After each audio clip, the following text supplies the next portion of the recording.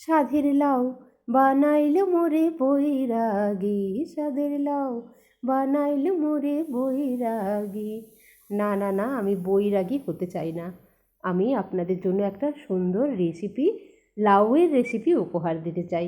আমি সুদেষ্ণা চলে এসেছি আপনাদের সামনে লাউ আর চিংড়ির একটা নতুন রেসিপি নিয়ে। চলুন দেখা যাক কীভাবে তৈরি করি আমি এই রেসিপি। প্রথমে কড়াইতে একটা তেল দিয়ে দিলাম, সেটা তো সবারই জানা। আগে তেল দিতে হবে, তারপরে একটা ফোড়ন দিতে হবে। ফোড়নের জন্য দিয়েছি কালো জিরে, আর কালো জিরে দিয়ে আমি একটু পরেই দিয়ে দিয়েছি কুচো করে রাখা পেঁয়াজ। পেঁয়াজ দিয়ে রীতিমতো একটু নাড়াচাড়া করলাম। যথারীতি নাড়াচাড়া তো করতেই হবে, না হলে পেঁয়াজ ভাজবো কী করে। পেঁয়াজ ভাজার পরেই আমি এর মধ্যে দিয়ে দিলাম গ্রেট করে রাখা রসুন। রসুনটাকেও ভালো করে ভেজে নিলাম। এরপর যেটা করব, নুন হলুদ মেখে রাখা চিংড়ি মাছ বেশ কয়েকটা এর মধ্যে দিয়ে ভালো করে নাড়াচাড়া করে নিচ্ছি। এটা আমি একটু ভাজবো, কারণ এটা আমার ফ্রেশ একেবারে পুকুর থেকে ধরে আনা চিংড়ি মাছ নয়, এটা ফ্রোজেন চিংড়ি মাছ।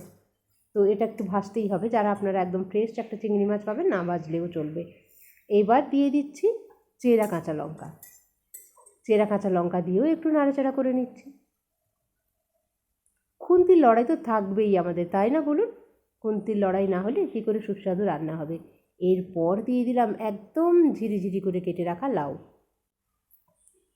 লাউগুলো দিয়ে আমি ভালো মতো করে একটু নেড়ে ছেড়ে চিংড়ি মাছের সঙ্গে মশলার সঙ্গে মিশিয়ে নিয়ে এরপর আমি শুরু করব আমার প্রপারলি রান্নাটা।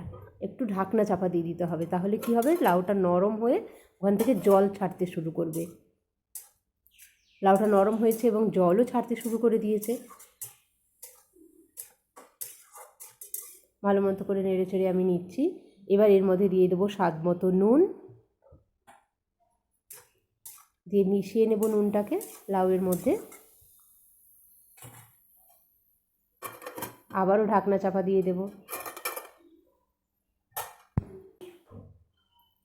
ঢাকনা চাপা দেওয়ার পর আমি ঢাকনা খুলে নিয়েছি। এবার এর মধ্যে দিয়ে দিয়েছি পরিমাণ মতন হলুদ গুঁড়ো।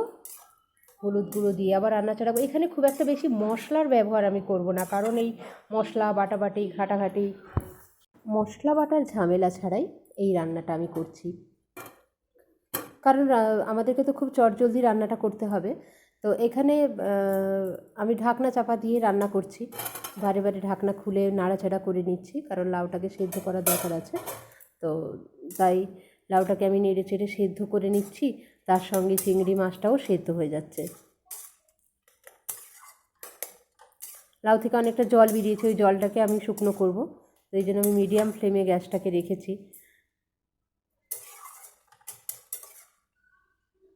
নাড়াচাড়া করতে করতেই আমার লাউ চিংড়ি প্রায় রেডি হয়ে গেছে। আর লাউ চিংড়ির সঙ্গে গরম ভাত হলে তো আর কোনো কথাই নেই, খুব সুন্দর সবাই হাসি মুখে খেয়ে নেবে। দেখুন রেডি হয়ে গেছে আমার লাউ চিংড়ি। তো আমার রেসিপিটা পুরোটা দেখার জন্য আপনাদেরকে অসংখ্য ধন্যবাদ, এবং আমার এই রেসিপিটা দেখে আপনাদের কেমন লাগলো অবশ্যই কমেন্ট বক্সে একটা কমেন্ট করে জানিয়ে যাবেন। Thank you.